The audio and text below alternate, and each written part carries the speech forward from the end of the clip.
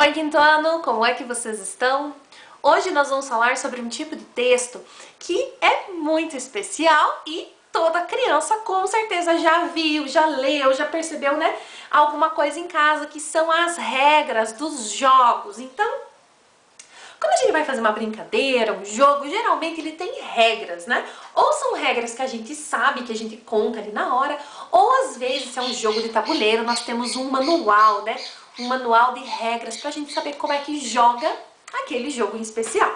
Qual jogo que vocês gostam? Tem algum jogo preferido de vocês? E qual brincadeira? Se você quiser, você pode me contar nos comentários desse vídeo, tá bom? Então vamos lá.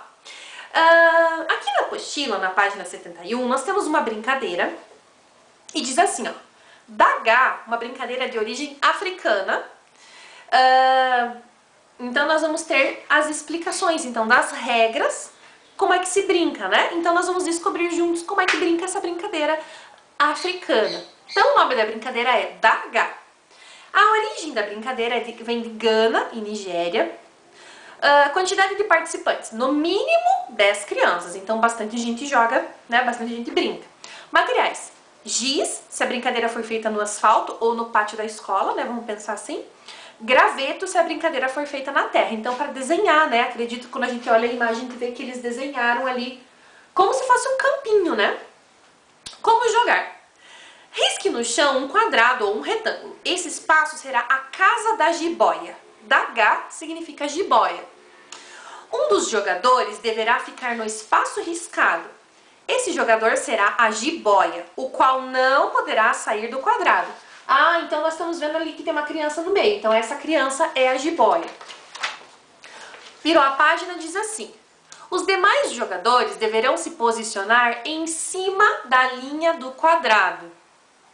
4. O jogador que faz papel de jiboia deve tentar tocar nos jogadores que estão sobre a linha riscada, os quais poderão correr na linha ou se afastar dela para não serem pegos. No entanto, os jogadores devem voltar rapidamente para suas posições. Caso contrário, são eliminados do jogo. 5. Se um dos jogadores da linha for tocado, ele deve se juntar à jiboia e ficar na parte interna do quadrado. De mãos dadas e usando apenas a mão livre, eles devem tentar tocar os outros jogadores. Então a jiboia vai ficando grande. Agora eu tô entendendo, gente, é brincadeira. O último jogador, isso é aquele que não for pego, vence. Variação da brincadeira. Poderá ser marcado além da casa da jiboia outro quadrado ou retângulo para delimitar o movimento dos jogadores. Assim, os participantes não se afastam muito da casa da jiboia. Então, acho que eu entendi, gente. Eu acho que a gente fica no contorno, né, desse retângulo. Todo mundo no contorno e uma pessoa dentro que ela fica tentando encostar na gente. Se a pessoa encostar na gente, a gente tem que entrar para dentro do retângulo, dar a mão e também ir tentando pegar as pessoas. O último que não for encostado, ganha a brincadeira. Bom, então veja só, na página 73 tem ali algumas perguntas perguntando se a gente já tinha ouvido falar dessa brincadeira, se você se interessou em brincar.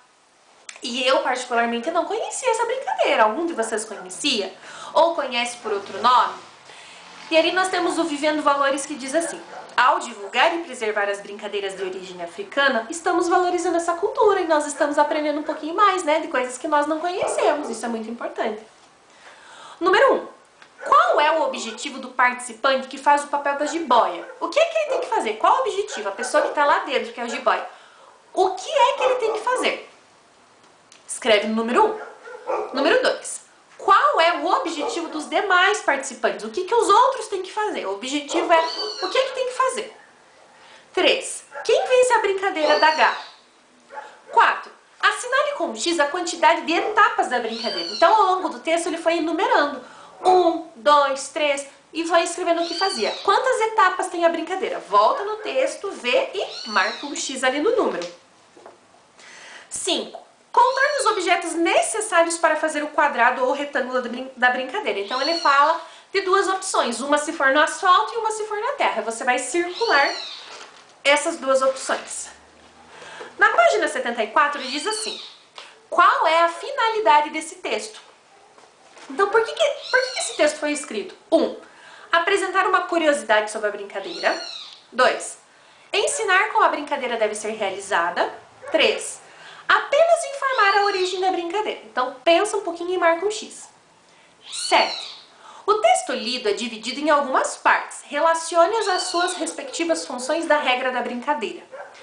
Então, A, origem da brincadeira, B, quantidade de participantes, C, materiais, D, como jogar, E, variação da brincadeira. E aqui nós temos apresentar uma sugestão de ajuste da brincadeira, descrever as etapas que orientam a brincadeira, citar os países onde a brincadeira surgiu, elencar objetos necessários à realização da brincadeira, indicar uma quantidade de participantes. Então você vai relacionar A, B, C nas respectivas funções aqui das regras da brincadeira. 8. Qual é a importância das imagens nas regras da brincadeira? Vocês viram que a prof não conhecia essa brincadeira. E quando eu olhei a imagem ali, eu consegui entender o que é que estava acontecendo. O retângulo, as crianças em volta, uma criança dentro.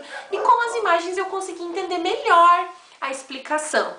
Para você, por que serve uma imagem, né? Quando a gente está lendo um manual de instruções de uma brincadeira, às vezes ele traz imagens do que fazer, ele mostra qual peça usar, ou onde ficar, enfim. Para você, por que serve a imagem, então, em um texto, então, de regra de brincadeira, de regra de jogos? Você vai escrever ali. E por último nós temos, ó, os passarinhos cantando. Por último nós temos aqui, as regras de jogos e brincadeiras são textos que orientam os leitores passo a passo a realizar um jogo ou uma brincadeira. Nesses textos podem ser apresentados o objetivo, a origem, os materiais necessários, a quantidade de participantes, as etapas e outros. Então é a explicação aqui de regras de jogos e brincadeiras. Então ele dá as informações necessárias para que a gente entenda como brincar, entenda como jogar e possa se divertir, não é mesmo? Então é um material mais organizado, é um material dividido em partes. E aí, se você quiser me contar qual é o seu jogo favorito, eu vou ficar bem feliz em saber, você pode pôr nos comentários, tá bom? Um beijo e até a próxima aula!